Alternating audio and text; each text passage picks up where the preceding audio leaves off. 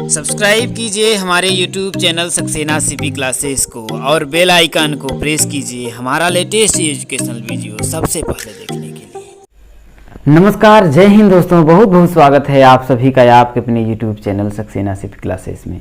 दोस्तों, मेरा नाम है चंद्र प्रकाश और आज की वीडियो में हम आप सभी के लिए आप लोगों की बहुत बड़ी रिक्वेस्ट पर आज हम लोग करेंगे प्रीवियस ईयर क्वेश्चनों को। तो मेरे दोस्तों, जितने भी मेरे भाई और मेरे बहन मेरे साथ जुड़े हुए हैं, आप सभी से मेरा रिक्वेस्ट रहेगा, दिली इच्छा है मेरे दोस्तों कि आप सभी अपने दोस्तों तक शेयर जरूर करना, जितने भी लोग जुड़े हुए हैं। और वीडियो को अगर पसंद आए तो लाइक और नए होइएगा तो सब्सक्राइब जरूर करिएगा, क्योंकि दोस्तों आप लोगों के लाइक करने से और आपके सब्सक्राइब से मुझे क्या होता है मेरे दोस्तों कि मोटिवेशन मिलता है। मेरे लिए आप लोगों का लाइक और शेयर ही क्या होता है मेरे दोस्तों, मोटिवेशन होता है। तो चलिए दोस्तों, आज हम लोग करेंगे प्रीवियस ईयर के पेपर जो हुए हैं उन पेपरों को करते हैं कि पेपर कैसा आता है, कैसे आप लोगों को उस पर करना है, उस पर कनेक्ट होना है, उसको कैसे सॉल्व करना है। तो पूरे क्वेश्चनों को आपके टोटल 18 क्वेश्चन आते हैं, जिसमें से 5 आप लोगों के बहुविकल्पी प्रश्न आते हैं। तो जैसा कि दोस्तों आप लोगों के सामने एक क्वेश्चन है बहुविकल्पी प्रश्न। ये पेपर है आप लोगों का 2020 का। किसका है मेरे दोस्तों? 2020 का हुआ है, ठीक है। 2020 का आप लोगों का पेपर है, उसको हम लोग सॉल्व करते हैं। पहला आप लोगों का क्वेश्चन है, इसका दिया था cos a, क्या दिया था? cos a बराबर 0 अंश। तो आप लोगों को a का मान पूछा था, तो कह रहा था कि a का मान होगा। तो मेरे दोस्तों, ट्रिग्नोमेट्री पढ़ाते वक्त मैंने बताया था क्या है cos a बराबर 0 अंश। क्या है? cos a बराबर 0 अंश। तो a का मान अगर हमें निकालना है तो हम लिख सकते हैं, देखिए cos a बराबर cos कितने अंश का मान जो होता है आप लोगों का 0 होता है। तो ध्यान रखिएगा मेरे दोस्तों, साइन जो 0 अंश का मान होता है वही cos 90 अंश का मान होता है। तो cos कितने अंश का मान होता है? cos 90 अंश का मान होता है। तो देखिए cos से आपका cos कट गया, a का मान आ जाएगा आपका 90 डिग्री। कितना आएगा मेरे दोस्तों? तो 90 अंश आ जाएगा। और इस तरीके से आप सभी का प्रश्न पूछा गया था। चलिए दोस्तों, आगे बढ़ते हैं और अगला आप लोगों का जो क्वेश्चन पूछा था वो दिया था आपका, देखिए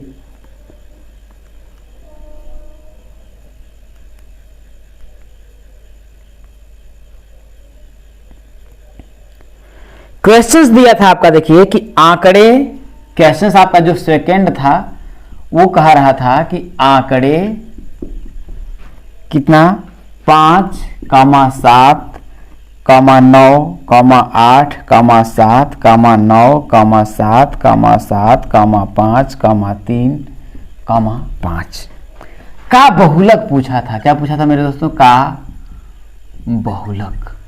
तो बहुलक क्या होता है मेरे दोस्तों? मैंने आप लोगों को बताया था कि जो संख्या में जिस संख्या की पुनरावृत्ति जो हो सबसे ज्यादा बार हो, कहने का मतलब इतने नंबर दिए हैं, इन नंबरों में जो नंबर सबसे ज्यादा बार आया होगा वही क्या होता है? बहुलक होता है।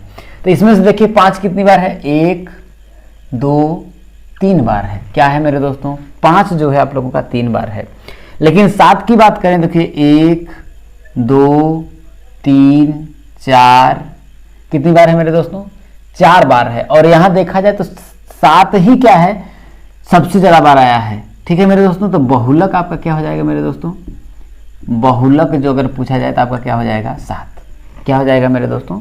7 हो जाएगा। अगला जो क्वेश्चन पूछा था, एक बहुत ही बढ़िया क्वेश्चन पूछा था। क्वेश्चन नंबर जो 3 पूछा था वो था आपका, देखिए करड़ी में दिया था b बटा के a। क्या दिया था? करड़ी में b बटा के a इंटू, ये घातांक और करड़ी का क्वेश्चन है, c बटा के b। क्या? c बटा के b इंटू, और क्या दिया था मेरे दोस्तों? a बटा के c। क्या? a बटा के c का मान पूछा था। क्या पूछा था मेरे दोस्तों? का मान पूछा था। समझिएगा, इस ऐसा क्वेश्चन अगर आ जाए मेरे दोस्तों, तो मैंने आपको बताया था कि अगर कोई भी चीज है, अगर a बटा के b है, इस रूप में है, तो इसको हम करड़ी में a बटा के करड़ी में b के रूप में लिख सकते हैं। ये बहुत ही अच्छे तरीके से मैंने आप लोगों को बताया था। तो अगर देखें तो करड़ी में b बटा के a है, तो मैं इसको लिख सकता हूँ करड़ी में b बटा के करड़ी में इंटू करड़ी में c बटा के क्या लिख सकते हैं, करड़ी में b इंटू करड़ी में a बटा क्या लिख सकते हैं, करड़ी में c। ये लिख सकते हैं। बहुत ही बढ़िया, बहुत ही अच्छा। तो c से आपका c कट गया, करड़ी में a से देखिए यहाँ करड़ी में a कट गया, करड़ी में b से करड़ी में b कट गया। क्यों कट गया? क्योंकि सभी क्या है आपके गुणा में है और इसका मान आ जाता मेरे दोस्तों 1 आ जाता। क्या आता मेरे दोस्त? 1 आ जाता। समझ में आ रहा होगा? बहुत ही बढ़िया, बहुत ही अच्छा। चलिए, जो आप लोगों का अगला जो क्वेश्चन पूछा था, बहुत ही बढ़िया क्वेश्चन पूछा था। क्वेश्चन आपका पूछा था कि एक वृत्त का व्यास 12 सेंटीमीटर है। क्वेश्चन नंबर जो आपका 4 पूछा था कि एक वृत्त का व्यास, किसका? एक वृत्त का व्यास 12 सेंटीमीटर है। कितना है? एक वृत्त का व्यास 12 सेंटीमीटर है। तो पूछा था वृत्त की परिधि। क्या पूछा था? वृत्त की परिधि पूछा था कि वृत्त की परिधि ज्ञात कीजिए। क्या पूछा था मेरे दोस्तों? कि एक वृत्त का व्यास 12 सेंटीमीटर है, तो वृत्त की परिधि ज्ञात करिए। तो एक जैसे वृत्त है, ये वृत्त है। व्यास क्या होता है? वह जीवा जो कहां से होकर के जाती है? केंद्र से होकर के जाती है। डेफिनेशन को बहुत ही अच्छे तरीके से कवर कर लीजिएगा, क्योंकि इस बार संभावना है कि आप लोगों का क्वेश्चन थोड़ा घुमा करके पूछे। तो तैयार रहना, क्योंकि आप सक्सेना सीपी क्लासेस के शेर और शेरनी हो। फोड़ के रख दोगे और फाड़ के रख दोगे और पेपर की खोपड़ी में छेद करके रख दोगे, ये याद रखना मेरे दोस्तों। चलिए, बहुत ही बढ़िया। क्या कह रहा था कि एक वृत्त का व्यास 12 सेंटीमीटर है। व्यास क्या होता है मेरे दोस्तों? वृत्त की वह जीवा जो वृत्त के केंद्र से होकर के गुजरती है, उसे वृत्त का व्यास कहते हैं। तो देखिए गुजर रहा है, तो व्यास को क्या दर्शाते हैं? किस चीज से? डी से दर्शाते हैं। तो डी बराबर कितना दिया था? 12 सेंटीमीटर। कितना दिया था मेरे दोस्तों? 12 सेंटीमीटर। और वृत्त की परिधि का क्या होता है? खुद से दोस्ती, खुद से प्यार। वृत्त की परिधि 2πr। क्या होता है? वृत्त की परिधि, क्या? वृत्त की परिधि का फॉर्मूला मैंने बताया था 2πr, यही होता है। तो 2π का मान आपका 22 बटा के साथ, लेकिन r की बात आ गई। r तो आप लोगों को नहीं पता है, तो हम जानते हैं कि r क्या है? यहां पर त्रिज्या है। जो त्रिज्या होती है, क्या होती है? त्रिज्या जो होती है वो व्यास की क्या होती है? आधी होती है। किसका होती है? आधी होती है। तो इसको 12 बटा के 2 कर देंगे तो आपका आएगा 6। तो r के जगह पे मैं क्या लिख दूंगा मेरे दोस्तों? 6 लिख दूंगा। क्या लिख दूंगा? 6 लिख दूंगा। अगर देखिए कट नहीं रहा है तो यहां पर पाई ही रख दीजिए, बेहतर रहेगा। तो पाई, तो 6 का 2 में गुणा करेंगे तो आपका आएगा 12 पाई सेंटीमीटर। क्या होगा मेरे दोस्तों? 12 पाई सेंटीमीटर। क्या? वृत्त की परिधि। और यही आप लोगों का ऑप्शन में जो था, यही था मेरे दोस्तों। बहुत ही बढ़िया, बहुत ही अच्छा, अच्छा है। चलिए दोस्तों, बहुत ही बढ़िया, आगे बढ़ते हैं। और अगला जो आप लोगों का क्वेश्चन पूछा गया था, क्वेश्चन जो आप लोगों का लास्ट और आखिरी बहुविकल्पी प्रश्न पूछा गया था कि समांतर चतुर्भुज के अंतःकोणों का योग होता है। क्वेश्चन पूछा था मेरे दोस्तों, क्वेश्चन नंबर 5 कि समांतर, कौन सा? समांतर चतुर्भुज, चतुर्भुज के अंतःकोणों का योगफल होता है। योगफल होता है। मैंने एक बार नहीं 1000 बार बताया, चाहे वो समांतर चतुर्भुज हो, चाहे वो समचतुर्भुज हो, चाहे वो समलंब चतुर्भुज हो, चाहे ससुरा कोई भी चतुर्भुज है। चतु मतलब चारों ओर, भुज मतलब भुजाओं से। चतुर्भुज का मतलब ही होता है जहां पर चतुर्भुज आ गया कि 4 भुजाओं से घिरी हुई एक ऐसी बंधाकृति जिसके अंतःकोणों का जो योगफल होता है 360 अंश होता है। तो इसमें पूछा था कि समांतर चतुर्भुज के अंतःकोणों का योगफल होता है, तो हम तो जानते हैं 360 अंश। लेकिन वो 360 अंश नहीं दिया था मेरे दोस्तों। क्या 360 अंश के रूप में नहीं दिया था, वो दिया था कि उसने ऑप्शन में, एक मिनट, उसने ऑप्शन में पूछा था, देखिए कि एक समकोण, ऐसे नहीं, देखिए घुमा करके ले दिया एक समकोण। क्या पूछा था कि एक समकोण होता है, तो समकोण का मतलब क्या होता है 90 डिग्री। मैंने आप लोगों को बताया था, बहुत ही अच्छे से बताया है कि एक समकोण का मतलब होता है 90 डिग्री। दूसरा दिया था दो समकोण, सेकेंड ऑप्शन दिया था दो समकोण, दो समकोण। तो एक समकोण का मतलब 90 अंश, दो समकोण का दो का गुणा कर देंगे तो 180 अंश। कितना आएगा 180 अंश। तीसरा दिया था 8 समकोण, तीसरा दिया था कितना 8 समकोण। तो 8 समकोण, तो एक समकोण का 90 अंश, तो 8 समकोण का कितना होगा 8 गुणित 90 बराबर कितना होगा 9 8 72 720 अंश। ये भी गलत हो जाएगा, सब गलत था। और आखिरी आप लोगों का आंसर दिया था जो पूछा था कितना 4 समकोण। कितना मेरे दोस्तों 4 समकोण। तो क्या हो जाएगा देखिए 4 गुणित एक समकोण में कितने अंश 90 अंश। तो 9 का अगर हम 4 में गुणा करेंगे तो कितना आएगा 360 अंश। और यही आपका आंसर था। और क्या था मेरे दोस्तों, यही आपका आंसर था। और बहुत से लोगों ने इस पेपर में जो मैंने पढ़ाया था 25 में 25 नंबर लेकर के आए थे। और उनका जो रिजल्ट है मैंने आप लोगों के साथ साझा भी किया था मेरे दोस्तों। तो ऐसे प्रश्न पूछे जाते हैं। मैंने आज भी यही मैं बात बोलता हूं और कल भी यही बात बोलूंगा कि मेरे दोस्तों मेहनत करिए, यकीन रखिए अपने भाई पर, अपने दोस्त पर अगर विश्वास है तो इस विश्वास को बनाए रखना। पेपर की खोपड़ी में अगर छेद करके नहीं आए तो फिर कहना मेरे दोस्तों। चलिए बहुत ही बढ़िया, बहुत ही अच्छा मेरे दोस्तों, बहुत ही अच्छा। तो चलिए अब हम लोग आगे बढ़ते हैं। अब पूछा गया था आप लोगों का अति लघु उत्तरीय प्रश्न, चलिए उसको सॉल्व करते हैं। चलिए दोस्तों अति लघु उत्तरीय प्रश्न का जो पहला क्वेश्चन पूछा गया था वो देखिए प्रायिकता से पूछा गया था कि दो सिक्कों को एक साथ उछाला जाता है। क्या लिखा था देखिए कि दो सिक्कों को एक साथ उछाला जाता है। दो सिक्कों को एक साथ उछाला जाता है। दोनों सिक्कों पर एक साथ शीर्ष आने की संभावना ज्ञात करिए। दोनों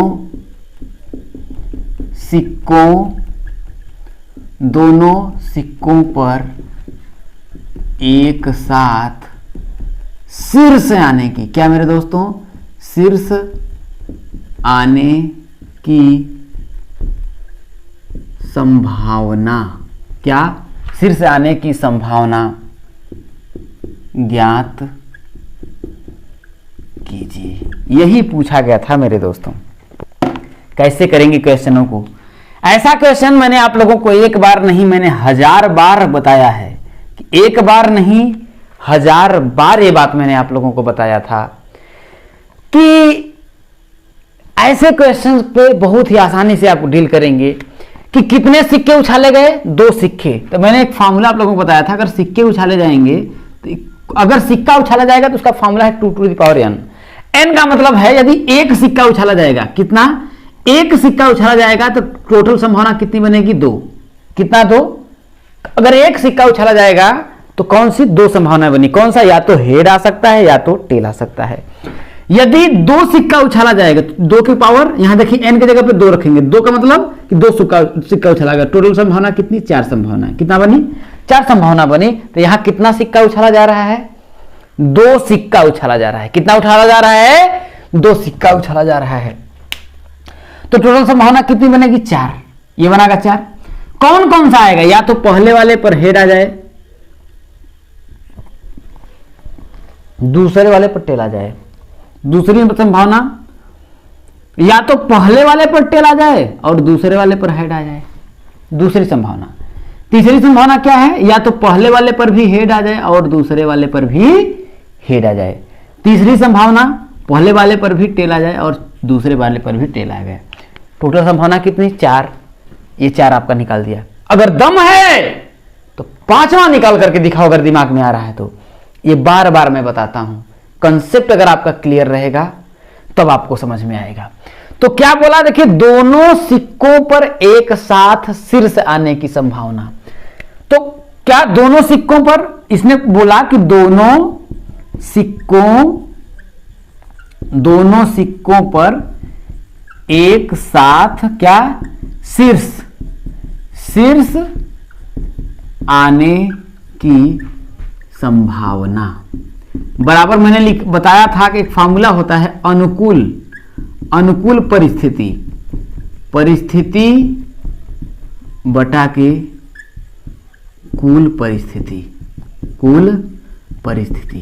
कहने का मतलब यह है कि कौनो जो लड़का होता है अगर लड़की के पीछे पड़ता है तो 2 ही संभावना होता है, या तो ये बकलोलवा उसके पीछे पड़ा है, या तो ये क्या करेगा, उसको पटेगी, क्या करेगा, या तो पटेगी या तो नहीं पटेगी। इससे कोई तीसरी संभावना आती है? नहीं आती है। ये देखिए, थोड़ा तरीका आप लोगों को मैं बता रहा हूं, याद कर लीजिए। या तो पटेगी या तो नहीं पटेगी। पटी तो अनुकूल, नहीं पटी तो वो भी अनुकूल। कुल संभावना, भाई कुल संभावना 2 ही संभावना है, या तो पटी या तो नहीं पटी। अगर पट गई तो वो अनुकूल हो गया। और कुल कितनी संभावना थी? पटना और न पटना 2 थी। तो उसी तरीके से इसमें देखिए कुल कितनी संभावना, 1 2 3 4। कितनी संभावना हुई? 4। कुल संभावना कितनी हुई? 4। तो यहां हम लोग नीचे लिख लेंगे कितनी? 4। अनुकूल परिस्थिति मतलब आने की संभावना क्या है? तो किसकी? दोनों पर कह रहा है एक साथ शीर्ष। तो दोनों पर देखिए, इसमें से कितनी बार आया? देखिए 1 बार। भाई ये कितनी बार आया है? भाई चारों में से कितनी बार? 1 बार। तो ये हो गया आपका 1/4। कितना आ गया मेरे दोस्तों? 1/4। और इस तरीके से इस प्रश्न का आप लोगों का ये आंसर था। यहां पर इस प्रश्न में ऐसे ही पूछ सकता था कि दोनों पर शीर्ष क्या? दोनों पर जो पुच्छ आने की क्या संभावना थी? तो वो भी आपका 1/4 होता। पहले पर हेड और दूसरे पर टेल आने की क्या संभावना? वो भी 1/4। पहले पर टेल, दूसरे पर हेड आने की क्या संभावना? वो भी 1/4 आ जाता। ये समझ में आ गया होगा मेरे दोस्तों। चलिए अगला जो आप लोगों का क्या क्वेश्चन था उसको हम लोग सॉल्व करते हैं। क्वेश्चन जो था, क्वेश्चन नंबर जो 7 आपका क्या पूछा गया था मेरे दोस्तों? कह रहा था कि एक लंब वृत्तीय बेलन के आधार का क्षेत्रफल। क्या था कि एक लंब वृत्तीय बेलन के आधार का क्षेत्रफल 100 कितना? 100 वर्ग सेंटीमीटर स्क्वायर है। ये पूछा था। यदि बेलन की ऊंचाई, यदि बेलन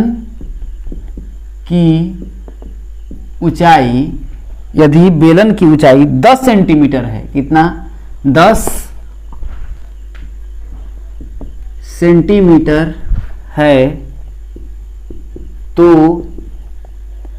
बेलन का आयतन ज्ञात करिए। क्या? बेलन का आयतन ज्ञात कीजिए। बहुत बढ़िया, बहुत ही अच्छा क्वेश्चन पूछा गया था। और बहुत से लोग इस प्रश्न में आकर के कंफ्यूज हो गए, क्या करना है, क्या कैसे हम लोग बेलन का आयतन ज्ञात करेंगे। क्योंकि हमेशा सीख लिए थे कि बेलन का जो आयतन होता है, क्या होता है? बेलन का जो आयतन होता है वो होता है πr²h। ये उन्होंने सीखा था।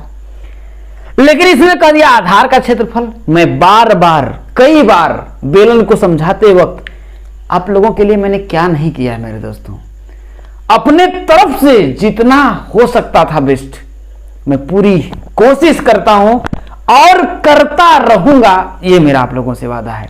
मैंने कहा कि एक बेलन जो होता है, मैंने बताया था कि चूड़ी लो, चूड़ी के ऊपर चूड़ी रख दो, चूड़ी के ऊपर चूड़ी रख दो, तो एक बार एक ऊंचाई ले लेगा।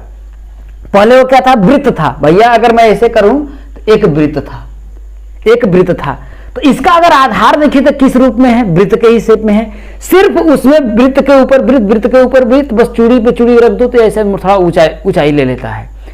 और वही जो ऊंचाई होती है जब लेने के बाद वही वृत्त से क्या किस में बदल जाता है मेरे दोस्तों, बेलन में बदल जाता है। ये बात मैंने बताया था। तो ये इस प्रकार से आपका बन जाता है, यही बन जाता है। और इस प्रश्न में दिया था ऊंचाई दिया था 10 सेंटीमीटर, कितना दिया था 10 सेंटीमीटर दिया था, जबकि हम बेलन का आयतन जानते हैं पाई आर स्क्वायर एच। तो आर हमको नहीं पता था, क्या मेरे दोस्तों, आर नहीं पता था।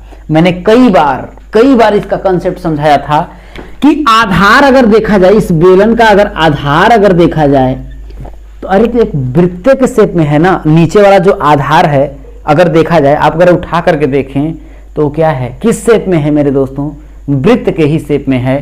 तो इसको आधार का क्षेत्रफल, इसको हम ऐसे लिख सकते हैं क्योंकि इस आधार का जो क्षेत्रफल था किस शेप में था, वृत्त का। तो वृत्त का क्षेत्रफल क्या होता है, पाई आर स्क्वायर। क्या होता है, पाई आर स्क्वायर। सिर्फ इसी के आधार में ऊंचाई ले लेने पर यह क्या हो गया, बदल गया बेलन में। बाकी अगर इसी ऊंचाई खत्म कर दें तब पर भी अगर उसका आधार देखें तो किस शेप में था, वृत्त के शेप में था। तो पाई आर स्क्वायर के बाद क्या सिर्फ क्या ले लिया, ऊंचाई ले लिया और ये बदल गया आयतन में।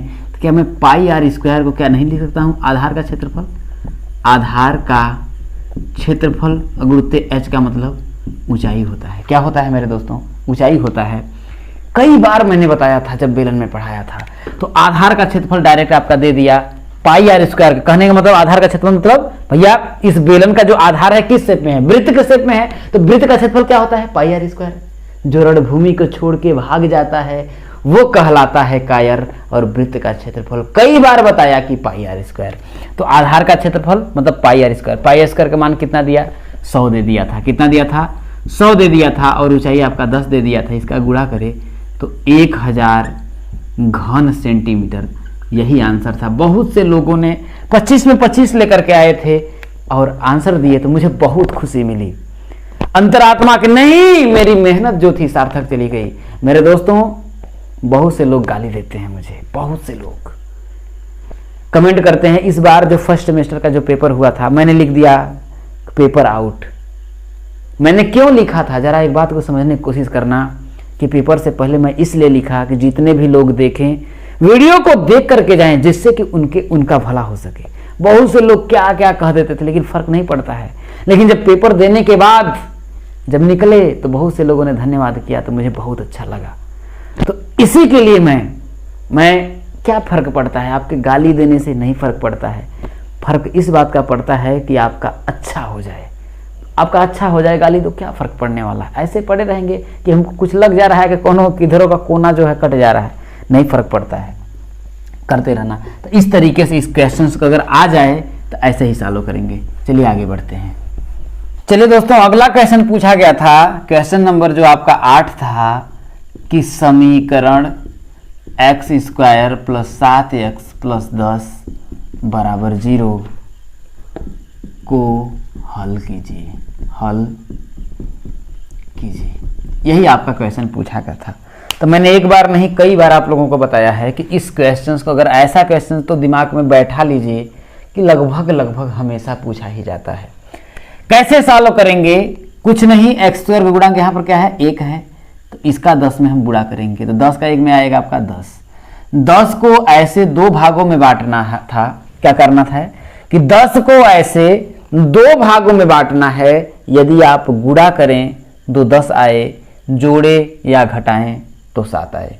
कितना गुणा करें तो मैंने कहा कि इसका सबसे पहले गुणनखंड कर लीजिए। तो 2 से काटेंगे तो आपका 5 आएगा, फिर 5 से काटेंगे तो 1 आएगा। इसी के अंदर ये आपका बन जाएगा। क्या होगा, इसी के अंदर आपका ये बन जाएगा। यदि नहीं बनता है तो श्रीधराचार्य का हम लोग फार्मूला लगा देते हैं। ये मैं अच्छे तरीके से बता दिया है। तो अब 10 को मैं क्या करूंगा, देखिए एक ही गुणनखंड बना 5 और 2। अब 5 दूना के 10 आया। 5 में यदि मैं 2 जोड़ूंगा कितना आएगा मेरे दोस्तों, 7 आएगा। क्या ये हमारा जो ये है आपका फॉलो कर रहा है कि नहीं कर रहा है, तो कर रहा है। तो क्या करेंगे मेरे दोस्तों, x का स्क्वायर प्लस 7 को हम लिख सकेंगे, देखिए 5 प्लस 2x अब प्लस का 10 बराबर 0, ये हो जाएगा। अब x का स्क्वायर प्लस 5 का x में गुणा करेंगे तो 5x प्लस 2 का x में करेंगे तो 2x अब प्लस का 10 बराबर 0। अब क्या करेंगे, मैंने आगे वाला जो स्टेप क्या होता है मेरे दोस्तों, इन दोनों में क्या कॉमन है ये देखना रहता है।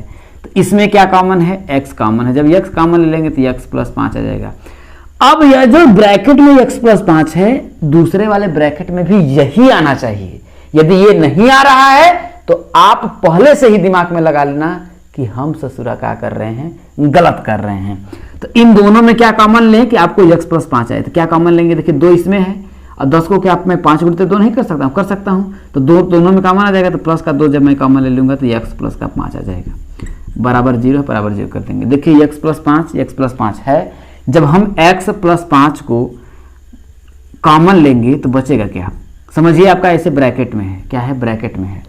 तो x प्लस 5 मैंने क्या किया, कॉमन ले लिया। जब मैं x प्लस 5 कॉमन ले लिया तो क्या बचा मेरे दोस्तों, यहाँ इस वाले पद में जब इसको मैं बाहर ही निकाल दिया तो इस वाले में क्या बचा, x बचा प्लस है। इस वाले में जब ये बाहर आ गया तो बचा क्या, इसमें प्लस का 2 बराबर क्या हो गया 0। एक ये हो सकता है। अब आगे जब मैं सॉल्व करूंगा तो यदि, क्योंकि बराबर 0 है तो x का मानते, यदि x प्लस 5 बराबर 0 तो x बराबर कितना, माइनस का 5। पुनः आपको क्या, x प्लस 2 बराबर 0 तो x बराबर क्या आ जाता, माइनस का 2 आ जाता। और यही क्या था मेरे दोस्तों, आंसर था। और इस तरीके से आप सभी क्वेश्चनों को सॉल्व करके आइएगा। जैसे मैं सॉल्व कर रहा हूँ एकदम ऐसे ही सॉल्व करके आइएगा, फुल में फुल नंबर मिलेगा, यकीन करना मेरे दोस्तों। चलिए आगे बढ़ते हैं। अगला जो क्वेश्चन पूछा था मेरे दोस्तों, क्वेश्चन नंबर जो आप लोगों का 9 था, वो पूछा था कि एक वृत्त की त्रिज्या दूसरे वृत्त की त्रिज्या की 4 गुनी है, दोनों वृत्तों के क्षेत्रफलों का अनुपात ज्ञात कीजिए। क्या पूछा था कि एक वृत्त की त्रिज्या दूसरे वृत्त की त्रिज्या की 4 गुनी है। अब मैं क्या करता हूं, एक 2 वृत्त बना लेता हूं। एक वृत्त आपका ये हो गया, दूसरा वृत्त थोड़ा सा मैं बड़ा बना लेता हूं। क्या करता हूं, बड़ा बना लेता हूं। और इसका केंद्र होगा, यही त्रिज्या होती है, इसी त्रिज्या होती है। उसने बताया था कि एक वृत्त की जो त्रिज्या है वो दूसरे वृत्त की त्रिज्या, मान लेते हैं ये फर्स्ट वृत्त है, ये आपका सेकंड वृत्त है। क्या कह रहा है कि एक वृत्त की त्रिज्या दूसरे वृत्त की त्रिज्या की 4 गुनी है। अब मान लेते हैं कि इस वृत्त की त्रिज्या r है, क्या है, इस वृत्त की त्रिज्या r है, तो इस वृत्त की त्रिज्या क्या होगा, इसका ये क्या है, 4 गुना है। यहां बोला ना, एक वृत्त की त्रिज्या दूसरे वृत्त की त्रिज्या की 4 गुनी है। दूसरा वृत्त क्या है आपका, ये रहा। इस वृत्त की त्रिज्या मैंने माना r, तो इसकी त्रिज्या क्या होगी, 4 गुना, इसका मतलब 4r होगा। अरे ऐसे समझिए, कोई मुझसे पूछा कि तुम्हारी आयु कितनी है, तो मैंने बताया कि रमेश के आयु का 4 गुना मेरा ज्यादा है। तो आपको पता करना पड़ेगा ना कि रमेश की उम्र क्या है, ये पता करना पड़ेगा। जैसे नॉर्मल समझो मेरे दोस्तों, किसी ने कोई हमसे पूछ लिया, किसी ने मुझसे पूछ लिया कि आपके पास कितने पैसे हैं, ठीक है, कोई पूछा, मान लेते हैं उसका नाम रमेश है, क्या है, आपके पास कितने पैसे हैं, रमेश है। रमेश ने मुझसे पूछा कि आपके पास कितने पैसे हैं। मैंने कहा कि चलो यार छोड़ो ना, क्यों बार बार परेशान कर रहे हो। कहा कि नहीं बताओ ना, तो हम कह रे ससुरा परेशान ज्यादा मत करो, मेरे पास जो है तुम्हारे पैसे का 4 गुना है। अब तुम पता जान जाओ कितना है। तब अगर इसके पास कह दिया कि भाई x है, तो इसकी x का मेरे पास कितना होगा, 4 गुना, तो 4x होगा कि नहीं होगा, होगा या नहीं होगा, होगा मेरे दोस्तों। तो उसी तरीका से इसकी त्रिज्या r हुई तो इसकी त्रिज्या क्या हो गई, 4r हो गया। तो क्या कह रहा था, दोनों वृत्तों के क्षेत्रफलों का अनुपात ज्ञात करिए। अब इस वृत्त, ये बड़ा वाला वृत्त हो गया, तो बड़े वृत्त का क्षेत्रफल, बड़े वृत्त या पहले लिख सकते हैं, पहले वृत्त का क्षेत्रफल, पहले वृत्त का क्षेत्रफल क्या होता है भैया, वृत्त का क्षेत्रफल क्या होता है, पाई आर स्क्वायर। तो भैया पाई आर स्क्वायर होता है पाई, लेकिन इस आर के जगह पे कितना है, 4r है, क्या है 4r है, तो यहाँ हो जाएगा 4r का होल स्क्वायर। तो ये करेंगे तो हो जाएगा 5।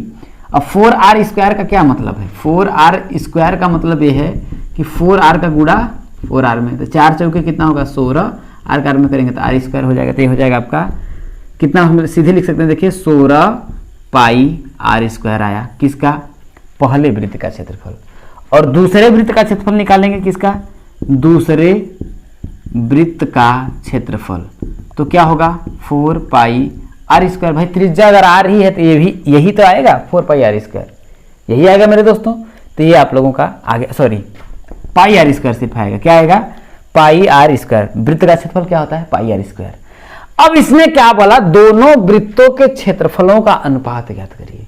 दोनों वृत्तों के क्षेत्रफलों का अनुपात ज्ञात करना। तो अनुपात का मतलब क्या है कि भाई पहले वाले में हम दूसरे का भाग दे दें, क्या आएगा पहले में दूसरे का क्या करें भाग दे दें, या दूसरे का पहले में हम भाग दे दें, वही तो आप लोगों का अनुपात होगा।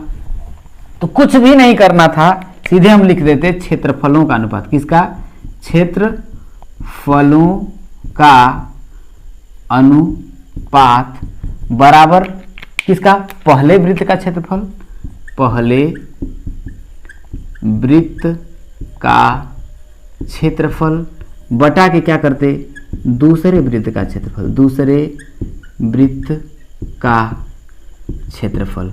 तो पहले वृत्त का क्षेत्रफल क्या है 16 पाई आर स्क्वायर, कितना 16 पाई आर स्क्वायर बटा के pi r square. Pi r square से पाई आर स्क्वायर कटा, ऊपर हुआ 16, नीचे कुछ नहीं तो 1 मान लेंगे। अनुपात कितना आया 16:1, कितना आया 16:1 आएगा। या भाई दोनों क्षेत्रफलों का सिर्फ अनुपात पूछ रहा है, तो भाई पहले दूसरे वाले को पहले ऊपर कर लो, इसको नीचे कर लो, तो ये क्या होगा 16:1 या 1:16। दोनों क्या था मेरे दोस्तों सही था। और बहुत से मेरे दोस्तों ने, मेरे भाइयों ने 25 में 25 करके आया, तो बहुत दिल पे बहुत सुकून मिला कि नहीं मैं जो जा रहा हूं, जिस वे में मैं जा रहा हूं, सही डायरेक्शन में जा रहा हूं।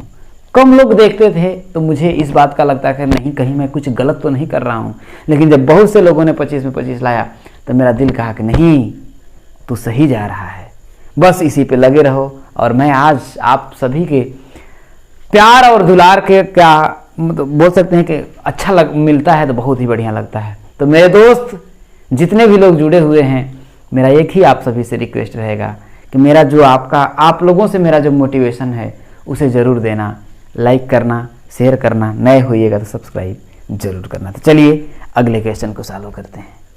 अब दोस्तों देखिए अगला क्वेश्चन क्या आप लोगों का पूछा था, बहुत ही बढ़िया क्वेश्चन पूछा था। देखिए कि ABCD एक चक्रीय चतुर्भुज है। क्या पूछा था कि ABCD एक चक्रीय चतुर्भुज है, कोण A बराबर 55 अंश तथा कोण B बराबर 60 अंश हो, तो कोण C एवं कोण D का मान ज्ञात करिए। जैसे ही चक्रीय चतुर्भुज की बात कर दिया तो वो किस पर होगा, इसके चारों जो शीर्ष होंगे कहां पर होंगे मेरे दोस्तों, एक वृत्त पर होंगे। मैंने बताया था आप लोगों को, तो सबसे पहले मैं आपको इसको बता देता हूं। ये आपका हो गया एक वृत्त। वृत्त में कैसा भी चतुर्भुज हो, अगर वो चतुर्भुज अगर वृत्त पे हो, इसके चारों जो शीर्ष हैं, शीर्ष बिंदु कहां पर हो, अगर किस पे हो एक वृत्त पर हो, तो वो चक्रीय चतुर्भुज होगा। जैसे इसके देखिए A, ये B, ये C, ये D का मान हमने कर दिया। इसके देखिए चारों शीर्ष बिंदु किस पे एक वृत्त पर हैं, इसलिए ये क्या होगा चक्रीय चतुर्भुज होगा। अब कोण A का मान दिया है देखिए आपका 55 अंश, कोण B का मान आप लोगों का दिया है कितना मेरे दोस्तों 60 अंश। कितना दिया है आपका 60 अंश दिया है। तो कोण C एवं कोण D का मान ज्ञात करिए। तो क्या आप नहीं ज्ञात कर सकते हैं। चक्रीय चतुर्भुज मैंने पढ़ाते वक्त बहुत अच्छे तरीके से बताया था, यदि नहीं देखा है तो 2 वीडियोस पे बनाई है। एक वीडियो में मैंने पूरे का जो होता है आपका पूरा सिद्ध कराया है कि ये दोनों का जो योग होता है 180 अंश ही करेंगे, पूरा मतलब चक्रीय चतुर्भुज के बारे में डिटेल में पूरा वर्णन मैंने किया है। अब जरा समझिएगा कि मैंने आप लोगों को बताया था, हम जानते हैं कि चक्रीय चतुर्भुज के सम्मुख कोण क्या होते हैं, समपूरक होते हैं।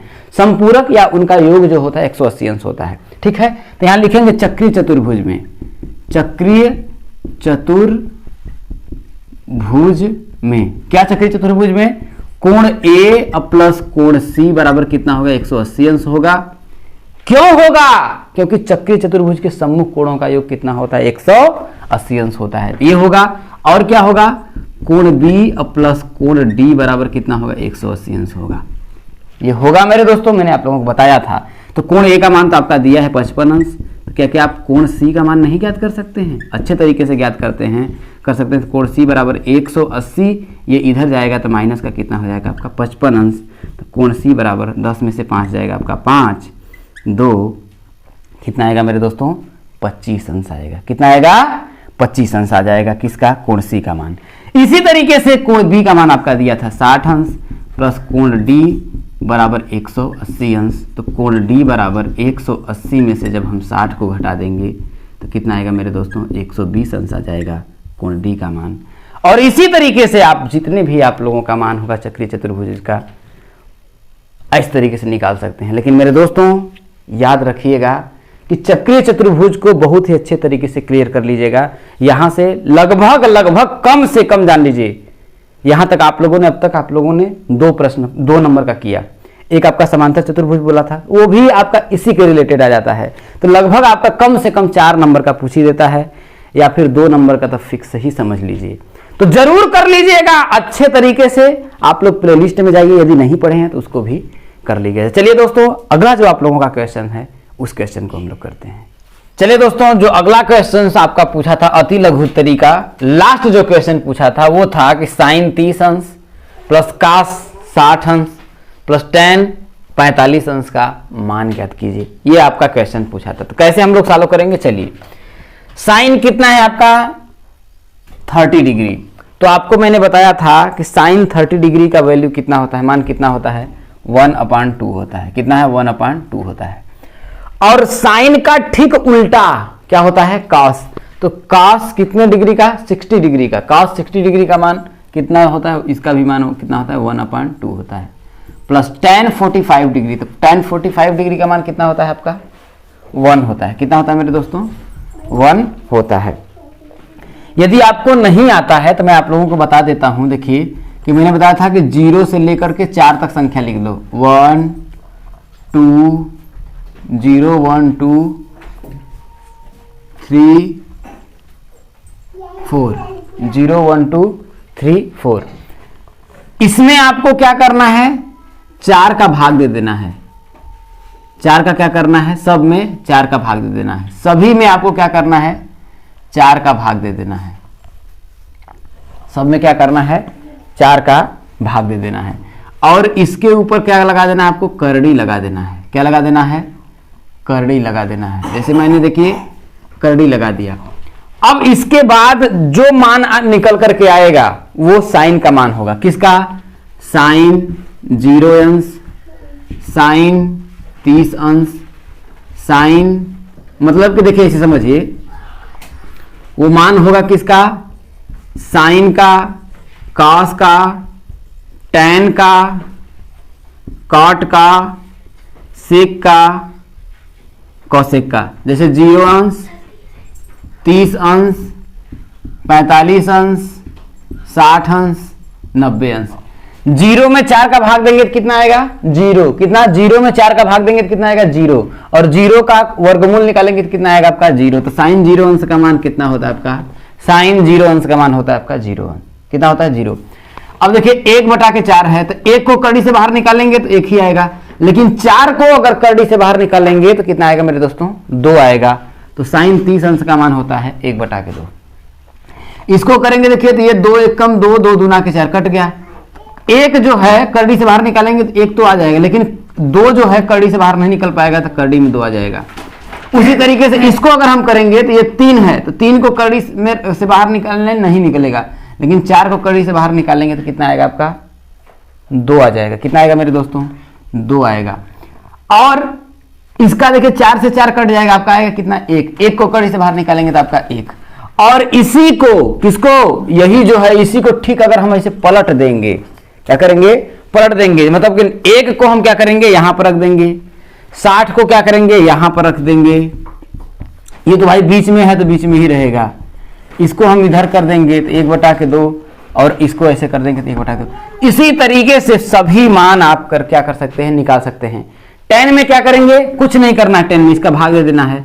तो 0 में, क्योंकि tan थीटा बराबर क्या होता है, साइन थीटा बटा के कॉस थीटा होता है। क्या होता है, साइन थीटा बटा के कॉस थीटा होता है। तो इसमें भाग दे देंगे। जैसे 0 में 1 का भाग देंगे तो 0 होगा। इसमें 1/2, इसमें इसका करेंगे, देखिए 2 से 2 काट जाएगा तो इसका आएगा 1/3। इसका देखिए भाग देंगे तो आपका 1 आएगा। इसका भाग देंगे तो करड़ी में 3 आएगा। इसका भाग देंगे तो 1 में 0 का भाग देने पर वो अपरिभाषित हो जाता है। ये अपरिभाषित का चिन्ह है।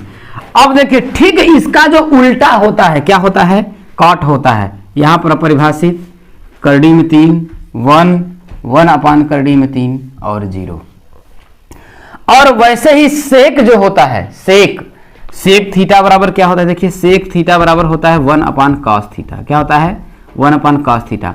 कहने का मतलब कि cos का जितना भी मान है उसका ठीक उल्टा जो होता है वो सेक का होता है। जैसे देखिए cos है 1/1 है, तो भैया उसको मतलब कि ठीक cos का जो मान हर में है उसको अंश में, जो अंश में उसको हर में लिख करके लिख दीजिए, वही आपका सेक का मान होगा। देखिए 1/1 करेंगे तो इसका मान तो 1 ही हो जाएगा। इसको करेंगे, देखिए हर में क्या है 2 है और अंश में क्या है, करड़ी में 3 है, ये सेक 30 अंश का मान है। ये क्या है, देखिए 1/√2, तो हर में क्या है, करड़ी में 2, करड़ी में 2 हो जाएगा, क्योंकि बटा के 1 करेंगे तो उसका मान आएगा। इसका कितना हो जाएगा आपका 2 हो जाएगा। और ये कितना है, देखिए 0/1 करेंगे तो 1 ऊपर चला जाएगा और 0 नीचे आ जाएगा, तो इसका मान आ जाएगा अपरिभाषित। क्या आ जाएगा मेरे दोस्तों? अपरिभाषित होगा। और इसी का जो ठीक उल्टा होता है वो कोसेक का होता है। अपरिभाषित को यहाँ लिख लीजिए, ये 2 कर लीजिए, ये करड़ी में 2, ये 2 बटा के करड़ी में 3 और ये 1। ये सभी क्या हो गया मेरे दोस्तों, मैंने आप लोगों को मान भी क्या किया, लिख करके बता दिया। तो मेरे दोस्तों मेहनत करो, हिंदुस्तान में झंडा गाड़ के रख दोगे।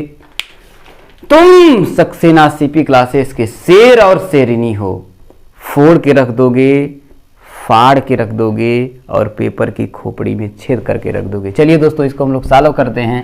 यही मैंने मान आप लोगों को निकाला है। आपको नहीं याद है तो आप निकाल भी सकते हैं मेरे दोस्तों। और जितने भी त्रिकोणमिति में मान होंगे इसी के इर्द गिर्द होंगे, चाहे जितना भी कभी अंश का मान हो जाए, ठीक है। बस कहीं प्लस कहीं माइनस, प्लस माइनस करते हुए बस आएगा और इससे बाहर नहीं आएगा। तो चलिए इसको हम लोग देखते हैं। देखिए दोनों का क्या है, हर बराबर है तो बटा के 2 कर देंगे। ऊपर क्या है, देखिए भाई जब हर बराबर है तो अंश की चीज़ें जुड़ जाती हैं, तो 1 + 1, और यहाँ देखिए +1 है तो उसको रहने दीजिए।